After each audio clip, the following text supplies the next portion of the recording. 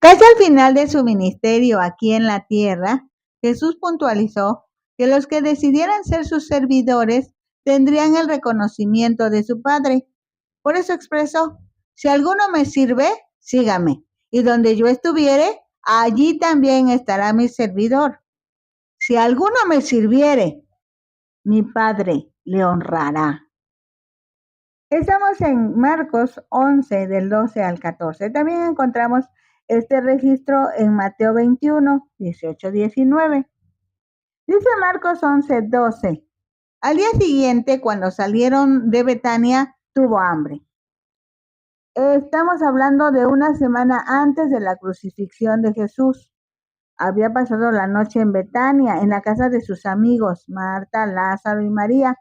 De ahí caminaron hacia Jerusalén.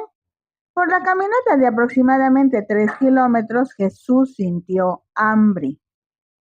Y viendo de lejos una higuera que tenía hojas, dice el versículo 13, fue a ver si tal vez hallaba en ella algo, pero cuando llegó a ella, nada halló sino hojas, pues no era tiempo de higos. Entonces Jesús dijo a la higuera, nunca jamás coma nadie fruto de ti. Y lo oyeron sus discípulos. De un evento cotidiano, Jesús, como buen maestro, aprovecha la oportunidad para dar una enseñanza espiritual. En la agricultura existen diferentes fechas para la preparación de la tierra, la siembra, el cultivo, la floración y por fin la cosecha. El versículo aclara, no era tiempo de higos, pero Jesús aprovecha para enseñar a sus discípulos sobre la necesidad de dar fruto en cualquier fecha, en cualquier estación del año. Que nunca jamás coma nadie fruto de ti, le dijo Jesús a la higuera. Esa expresión fue el pronunciamiento del juicio sobre el sistema religioso de la época, que se había alejado de su propósito original de glorificar a Dios. En lugar de cumplir ese propósito, tal como la higuera, frondosa, que se ve desde lejos, pero al acercarse a ella solo tiene hermosas hojas, nada de fruto. Así la religiosidad de ese tiempo. Y quiero decir, de todos los tiempos. Marcos 11, del 15 al 17, estos registros también están en Mateo 21 y en Lucas 19. Marcos 11, 15 dice, vinieron pues a Jerusalén, y entrando Jesús en el templo, comenzó a echar fuera a los que vendían y compraban en el templo, y volcó las mesas de los cambistas y las sillas de los que vendían palomas, y no consentía que nadie atravesase el templo llevando utensilio alguno, y les enseñaba diciendo, no está escrito, mi casa será llamada casa de oración para todas las naciones, mas vosotros la habéis hecho cueva de ladrones. La fiesta que estaba por celebrarse era la fiesta de la Pascua. Esa fiesta es la celebración de la independencia de los israelitas de la esclavitud en Egipto. Todos los años se celebra, hasta hoy. Desde los tiempos de Moisés, Dios dio instrucciones para esta fiesta. Entre ellas estaba la de que nadie se presentara con las manos vacías cuando llegaban al templo a adorar. Así que estableció una serie de ofrendas. Cada varón llevaría su ofrenda en especie, palominos, machos cabríos, ovejas. Había una cuota en dinero que se debía pagar en la fiesta. Ahora bien, debido a que llegaban y hasta hoy llegan personas de muchos lugares del mundo, las autoridades de ese tiempo permitían que se colocaran diferentes personas con monedas y billetes para hacer el cambio de moneda extranjera a la moneda de la ciudad. Asimismo, se podían comprar animales para el sacrificio ofrecido en gratitud por los beneficios recibidos. Solamente que todo eso se llevaba a cabo en el espacio conocido como el atrio de los gentiles. Ese lugar era el destinado para que los no judíos de nacimiento, identificados como gentiles, que quisieran adorar al Dios de Israel, pudieran acercarse y participar de la fiesta en Jerusalén. Los varones judíos debían llegar a la fiesta. Muchos iban acompañados de su familia, por decirlo así, no tenían opción, debían estar en la fiesta. No así los gentiles. los no judíos que habían decidido aceptar al Dios de los judíos como su Dios y Señor. Ellos asistían porque así lo habían decidido, era el ejercicio de su voluntad. Entonces, el lugar donde se reunían por su propia voluntad personas que necesitaban adorar a Dios, estaba convertido en un mercado, con todo el ruido, el olor, el acomodo para comprar y vender monedas, animales y demás. Este panorama nos deja en claro por qué Jesús reaccionó al entrar en el templo. Usó de su autoridad, limpió el lugar. Ahora vamos a revisar Marcos 11, 18, Lucas 19. Dice, y lo oyeron los escribas y los principales sacerdotes y buscaban cómo matarle, porque le tenían miedo, por cuanto todo el pueblo estaba admirado por su doctrina. Para los escribas y fariseos, las cosas estaban saliéndose de control, habían llegado a la desesperación, no soportaban más el que la gente buscara a Jesús, a que lo aclamaran, lo recibieran en la ciudad de David, en Jerusalén, la capital de la nación judía, con todo el alboroto, la algarabía y reconocimiento que se hacía a los reyes de ese tiempo, pues hasta cierto punto el emperador romano les había confiado el control de la población y si las cosas seguían así, vendría el ejército romano, los destituiría y ejercería otro tipo de control a la sociedad judía. Dice Lucas 19:47, y enseñaba cada día en el templo, pero los principales sacerdotes, los escribas y los principales del pueblo procuraban matarle y no hallaban nada que pudieran hacerle porque todo el pueblo estaba suspenso oyéndole. El escritor Lucas también registra que al siguiente día de la entrada triunfal de Jesús en Jerusalén, Jesús seguía enseñando en el templo, inquietando a los principales sacerdotes, los escribas y los principales del pueblo, quienes procuraban matarle, pero no pudieron hacerlo, pues según el reloj de Dios, aún no era el tiempo de que Jesús fuera a la cruz. Al contrario, las personas que ya lo conocían querían seguir escuchándolo y las personas que por primera vez tenían la oportunidad de recibir sus enseñanzas con mayor razón ponían toda la atención posible para ser bendecidos por el Maestro. Vamos a Mateo 21. Dice los versículos 14 al 16. Y vinieron a él en el templo ciegos y cojos y los sanó. Mateo enfatiza que estando Jesús en el templo enseñando, llegaron hasta donde estaba ciegos y cojos y los sanó. Esto tiene mucha importancia, precisamente sanó a ciegos, porque Dios es luz y en él no hay tinieblas. De esta forma hizo saber que la ceguera física puede ser curada de la misma forma que la ceguera espiritual, o mejor dicho, al curar la ceguera física, estaba materializando su expresión. Yo soy la luz del mundo. El que me sigue no andará en tinieblas, sino que tendrá la luz de la vida, porque Jesús es vida. Jesús propicia la renovación de la relación del ser humano con su Creador, con su Dios y Señor. Respecto a los cojos, también dijo, yo soy el camino. Al sanar físicamente a los que no podían caminar bien, está diciendo, aprendan a mirarme. O sea, primero vean, para que puedan seguir el camino que yo les muestro y corrijan el rumbo, pues les diseñé para que estén conmigo en el cielo. Seguramente sanó a más de otras enfermedades, pero el escritor hace énfasis en los ciegos y cojos, con la intención de verlos desde el punto de vista espiritual, que fue la razón de la manifestación gloriosa del poder de Dios, sanando toda enfermedad y toda dolencia. Dice Mateo 21:15, pero los principales sacerdotes y los escribas, viendo las maravillas que hacía y a los muchachos aclamando en el templo y diciendo, Hosana al hijo de David, se indignaron. Y le dijeron, ¿oyes lo que estos dicen? Y Jesús les dijo, sí, ¿nunca leísteis de la boca de los niños y de los que maman perfeccionaste la alabanza? Las autoridades religiosas no soportaban que le dieran a Jesús alabanza, no soportaban que hablaran bien de Jesús. no soportaban que a Jesús le hicieran todo honor, o sea, que lo respetaran, que reconocieran su nombre, que celebraran sus triunfos sobre la enfermedad, sobre la muerte, sobre el pecado. Tampoco soportaban esa honra, o sea, valorar su grandeza y su poder, mostrando gratitud y obediencia a sus mandamientos. Por lo que enfrentan directamente a Jesús, para que Jesús calmara a la multitud en el reconocimiento a su obra y ministerio.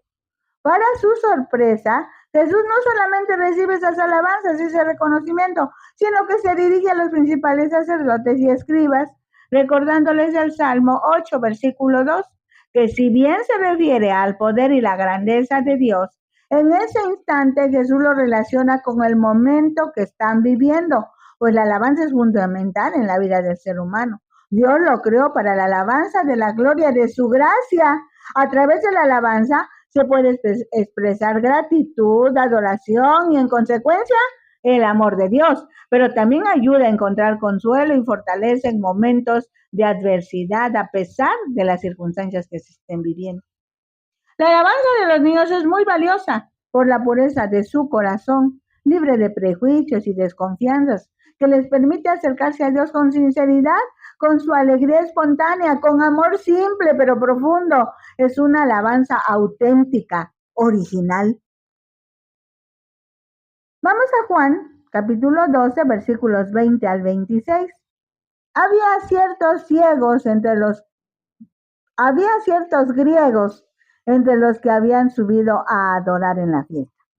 Estos griegos pudieron ser judíos helenizados, o sea, judíos que habían adoptado la cultura griega, o simplemente visitantes que querían conocer a Jesús, de quien tanto se hablaba en ese momento en la ciudad de Jerusalén. El versículo dice que habían llegado a adorar en la fiesta, entonces bien puede asegurarse que eran griegos, gentiles, que habían abrazado la fe judía y al escuchar de Jesús como el Mesías, querían conocerlo personalmente. Dios creó al ser humano con la necesidad de adorar. Por ello, cuando uno encuentra a Dios para adorarlo, el ser humano va a adorar a cualquier cosa o persona que reconozca superior a él. De ahí se deriva la idolatría. Entonces, la idolatría es la adoración de imágenes o el honor divino que se entrega a cualquier objeto creado o persona que no es Dios. El apóstol Pablo en la carta a los Romanos, capítulo 1, versículos 21 al 28, dice que los hombres abandonaron a Dios y se hundieron en la ignorancia y la corrupción moral.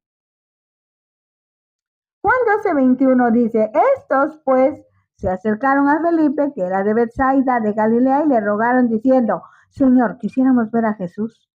Según el relato bíblico, a Jesús lo rodeaban muchas personas.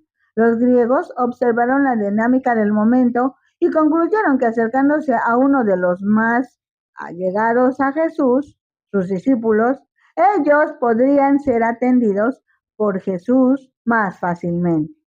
Dice Juan 12, 22. Felipe fue y se lo dijo a Andrés. Entonces Andrés y Felipe se lo dijeron a Jesús. Felipe, a su vez, buscó ayuda entre sus compañeros dirigiéndose a Andrés, probablemente de más edad cronológica. De hecho, en la versión del Evangelio, según Juan, dice que Andrés fue uno de los primeros hombres que siguieron a Jesús. Andrés llevó a su hermano Pedro. En un momento determinado se acercaron los dos discípulos y le hicieron saber a Jesús la petición de esas personas que eran griegos. Dado que Jesús es el Salvador de toda la humanidad, los que ya conocen a Jesús deben estar dispuestos a guiar a otros para que también conozcan a Jesús, tal como lo hicieron los discípulos del Maestro. Dice Juan 12, 23, Jesús les respondió diciendo, ha llegado la hora para que el Hijo del Hombre sea glorificado. Cuando Jesús habla de su glorificación, se refiere a la crucifixión, muerte y resurrección, que sería el medio por el cual Jesús sería exaltado y honrado, o sea, glorificado. La muerte y resurrección representan la victoria sobre el pecado y la muerte, así como la provisión del camino a la vida eterna. Cuando Jesús acepta ser glorificado, o sea, permite que su vida sea sacrificada y su cuerpo muerto, se ha depositado en un sepulcro. Es porque sabe que la muerte no podrá detenerlo. Sabe que resucitará de esta forma, mostrará su verdadero autodominio, poder y autoridad sobre el pecado, sobre la muerte, sobre el diablo. Jesús está a punto de demostrar el amor que tenía para los seres humanos al aceptar el peso de los pecados y transgresión hacia la cruz. Así que su glorificación no solo fue un acto de sacrificio, sino también una promesa de esperanza y renovación. Cuando los cristianos están dispuestos a seguir el ejemplo de su Maestro, encuentran la vida verdadera y el significado de su existencia, recordando que cada sacrificio en los corazones puede ser transformado en gloria y sirve para descubrir el propósito y dirección para su desempeño en el reino. Dice Juan 12:24, de cierto os digo, que si el grano de trigo no cae en la tierra y muere, queda solo, pero si muere, lleva mucho fruto. De cierto, esta expresión muy repetida por Jesús es un énfasis en su discurso. Quiere decir, pongan mucha atención porque lo que voy a decir enseguida es muy importante. Así que usa una metáfora para clarificar su mensaje. La metáfora es una figura que se puede utilizar al hablar. Consiste en trasladar el significado de un concepto figurado a otro real, estableciendo una relación de semejanza o analogía entre ambos términos. Como buenos agricultores, su auditorio sabía bien que en el proceso de siembra es indispensable colocar la semilla dentro de la tierra y que ese grano al contacto con la tierra y la humedad se hinchará, se romperá para que salgan, por un lado, las raíces que buscarán los nutrientes dentro de la tierra que le permitan a la nueva planta crecer, florecer y dar fruto. Pero si la semilla no se siembra, no se coloca dentro de la tierra y muere, como dice Jesús, simple y sencillamente no habrá planta, no habrá flores, no habrá frutos. Lo que Jesús está diciendo es, ahora sí es el tiempo en que yo voy a ser crucificado. Sufriré por ustedes y por toda la humanidad, pero voy a resucitar. Y en ese momento la gloria de Dios se manifestará de tal manera que resucitaré y ustedes lo van a comprobar. Dice Juan 12:25, el que ama su vida la perderá, y el que aborrece su vida en este mundo, para vida eterna la guardará. Jesús estaba hablando a sus discípulos sobre la naturaleza de la vida y la muerte, según el plan de Dios. El que ama su vida la perderá. Quiere decir, si se dedica a la vida para atender las cosas propias de la sociedad sin Cristo, como dinero, fama, placer, poder, en un momento determinado, comprobarán que la vida así no tiene sentido. Está vacía porque no cumple con el propósito de Dios al darle vida al ser humano. El que aborrece su vida en este mundo. Se refiere a los que, siguiendo el modelo bíblico, están dispuestos a sacrificar lo temporal por lo eterno, renunciando a las cosas mundanas, egoísmo, comodidad, privilegios, patrones de conducta, y buscando cómo obedecer la voluntad de Dios, afirmando que la vida fue diseñada por Dios, orientada a lo eterno, a lo que no se termina. Dice Juan 12:26. Si alguno me sirve, sígame. Y donde yo estuviere, allí también estará mi servidor. Si alguno me sirviere, mi Padre le honrará. Si alguno es indeterminado, no habla de sexo, creencias, tendencias. La única característica es me sirve. Utilizar tiempo, utilizar capacidades a la disposición del maestro.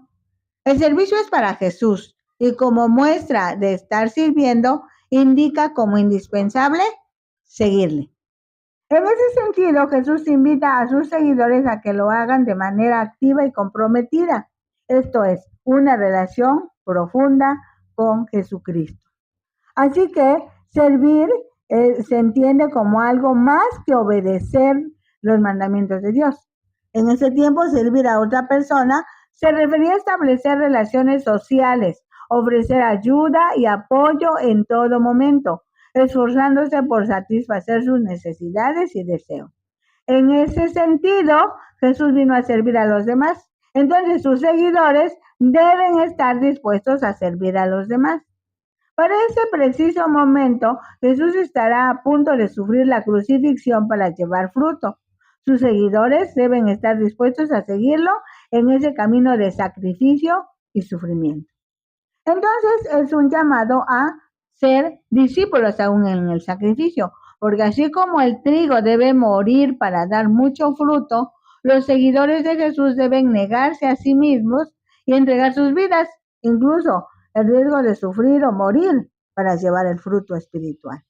El compromiso total con Jesús tendrá recompensa. Esa recompensa es la presencia eterna con Jesús y la honra del Padre. Vamos a Juan 12, 27 al 33.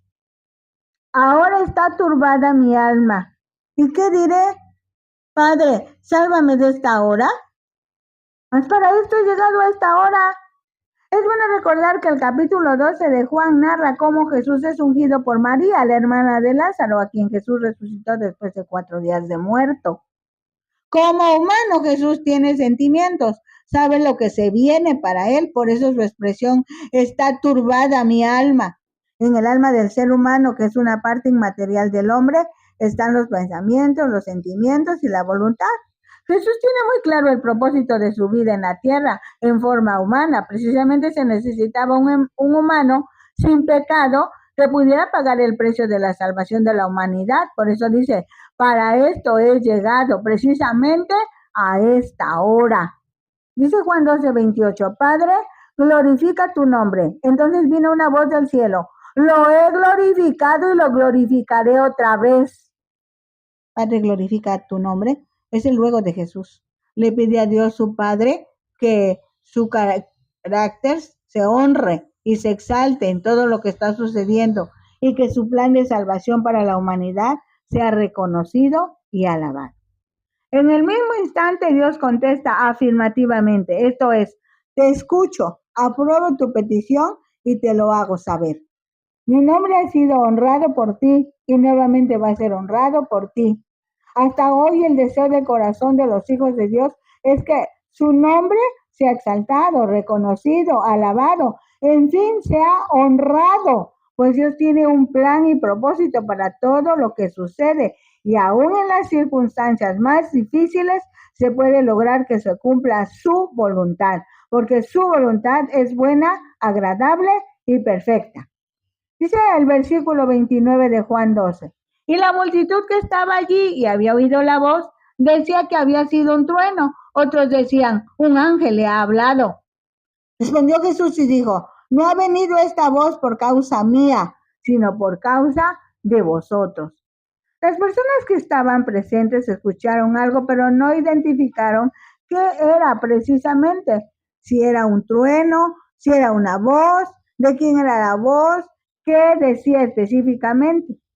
Jesús hace la aclaración pertinente. Esa voz se escuchó para impresionar a las personas que estaban ahí, porque los humanos necesitan ver, oír, escuchar, saborear, necesitan el ejercicio de los sentidos para creer. Jesús no lo necesitaba, pues el Padre y él tenían una perfecta comunicación. Dice el versículo 31 de Juan 12. Ahora es el juicio de este mundo. Ahora el príncipe de este mundo será echado fuera. Jesús estaba anticipando los los resultados de este enfrentamiento entre las fuerzas del mal y el gran poder de Dios.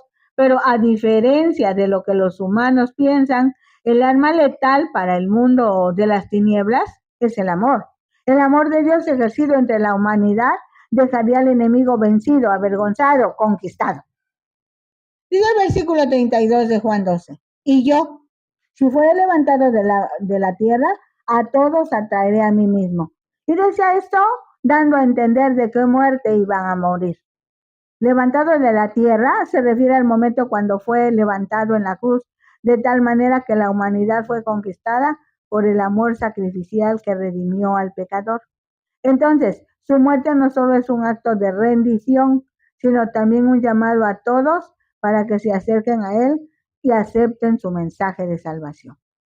Levantado también significa victoria sobre el pecado y la muerte, ofreciendo esperanza a todos los que crean en él. Y en Juan 12, 32, 34 al 36 dice, le respondió la gente, nosotros hemos oído de la ley que el Cristo permanece para siempre. ¿Cómo pues dices tú que es necesario que el Hijo del Hombre sea levantado? ¿Quién es este Hijo del Hombre? Según la ley de Moisés, la gente esperaba que el Mesías o Cristo permaneciera para siempre y esto generó dudas sobre la afirmación de Jesús con respecto a su futuro. Las respuestas de Jesús estableció el propósito de su venida como Hijo del Hombre. Jesús declaró que sería levantado, lo que se refería a su crucifixión y muerte en la cruz. Esta muerte no solo era necesaria para el plan de salvación, sino que también predijo su resurrección y victoria sobre el pecado y la muerte. Jesús acaba de afirmar que era necesario que el Hijo del Hombre fuera levantado, lo que provocó incertidumbre entre sus oyentes. Jesús, pues lo habían recibido, el que viene en el nombre del Señor, lo habían recibido como el Rey de Israel. Eso provocó la pregunta, ¿quién es este Hijo del Hombre? El Hijo del Hombre es uno de los nombres usados por el mismo Jesús en el Evangelio. Este título hace referencia a la visión que el profeta Daniel tuvo, según Daniel 7, 13, 14, donde se describe a un ser humano que recibe el poder y la gloria de Dios para establecer su reino. Jesús utilizó este nombre para identificarse a sí mismo como el Mesías esperado. Por lo tanto, se afirmó a sí mismo como uno con el Padre y el Espíritu Santo. Muchas citas lo comprueban, pero nos basta Mateo 28, 18. Jesús bien hubiera contestado, yo soy el Hijo, Hijo del Hombre, pero Jesús siguió diciendo. Entonces Jesús les dijo, aún por un poco está la luz entre vosotros. Andad entre tanto que tenéis luz, para que no os sorprendan las tinieblas, porque el que anda en tinieblas no sabe a dónde va. La luz a la que se refiere Jesús puede interpretarse como su propia presencia entre ellos en ese momento, pero también puede ser vista como una metáfora de la verdad y la sabiduría. Jesús pide a sus seguidores que sigan la luz, la verdad y la sabiduría mientras aún la tienen a su disposición. También las tinieblas se refiere a lo que está en oscuridad y no pueden ver la verdad. Jesús advierte a sus seguidores que no aprovechen la luz, que no aprovechan la luz que tienen, pueden perderse en las tinieblas. Juan 12:36 dice, entre tanto que tenéis luz, creed en la luz, para que seáis hijos de luz. Estas cosas habló Jesús y se fue y se ocultó de ellos. Tener la luz se refiere a tener a Jesucristo como fuente de verdad y salvación. Creer en la luz es reconocer a Cristo como el Hijo de Dios, el Mesías prometido y el camino único para alcanzar la vida eterna. Después de esta enseñanza, Jesús se fue y se ocultó de ellos. Jesús actuando prudentemente, pues aún faltaban escasos días para la crucifixión. Marcos 11:19 dice, pero al llegar la noche, Jesús salió de la ciudad. Cuando Jesús estuvo en la tierra fue tan humano que necesitaba descansar. Después de un día de intenso trabajo, emprendió el regreso a Betania. Se mantuvo firme, se mantuvo sencillo, como lo puede hacer cada uno y lo debe hacer cada uno de los que somos sus servidores. Porque su promesa es, si alguno me sirviere, mi Padre le honrará.